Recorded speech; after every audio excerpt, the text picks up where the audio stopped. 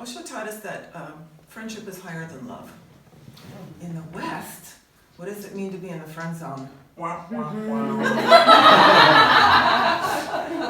friend zone is not where you want to be.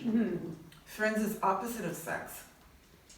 But in the ashram, we would have friendships, men and women would have friendships, and sometimes those were sexual friendships, and sometimes they weren't. You would really feel what is the energy with this person? What's my energy with this person? So in the Western dating world, we decide immediately, does that person look like a sex object to me?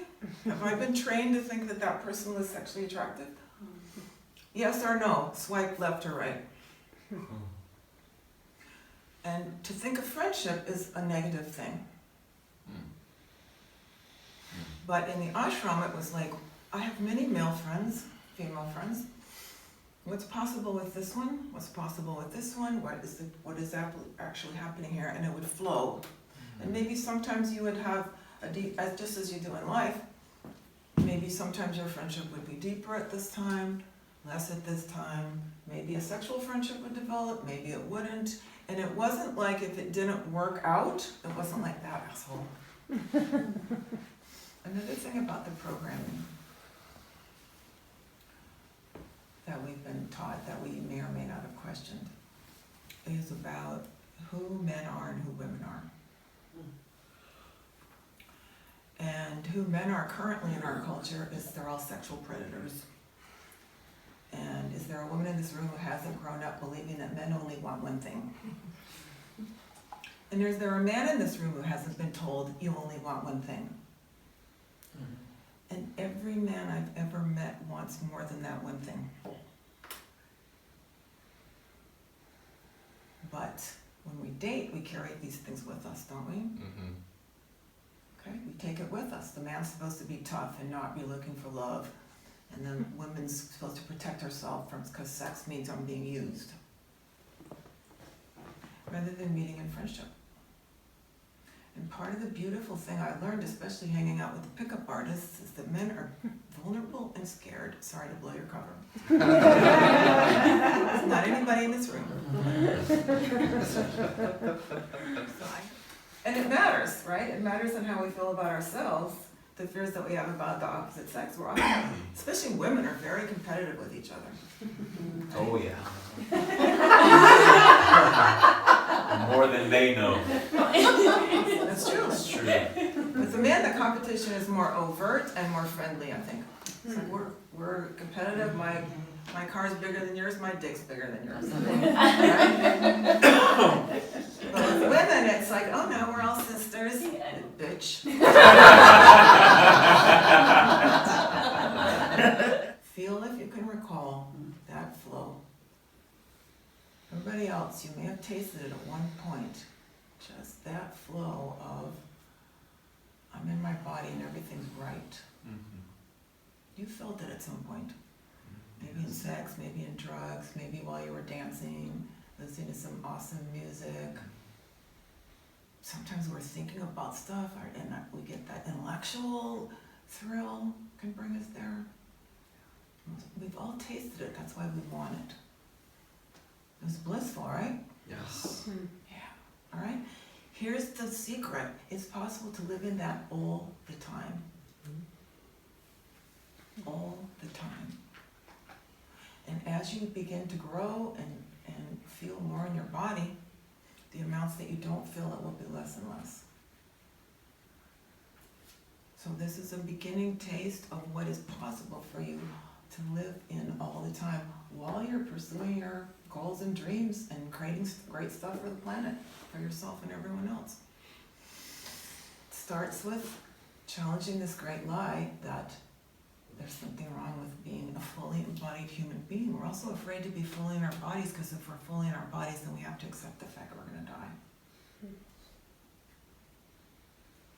And the fantasy, the mainstream culture fantasy is that we're not going to, right? We're going to stay 22 forever. And that's the only thing valuable about us is being 22.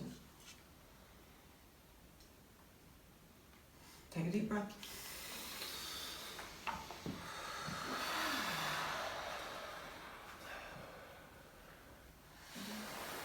So I found took me 3.5 years to find this perfect partner.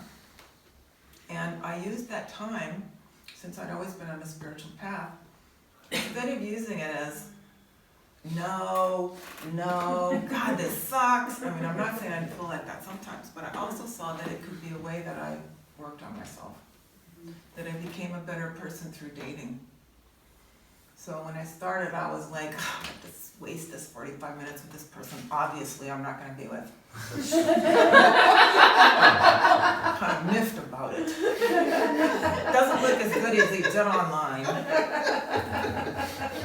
And through this process, I felt like, because when I remembered what I learned at the ashram is if I took my blindfold off, everyone was lovable.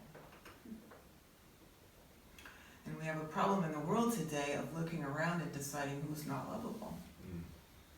So I look at you and you're an Arab, or I look at you and you're overweight, or I look at you and you're poor, or I look at you and whatever my list is, and I decide you're not a lovable person.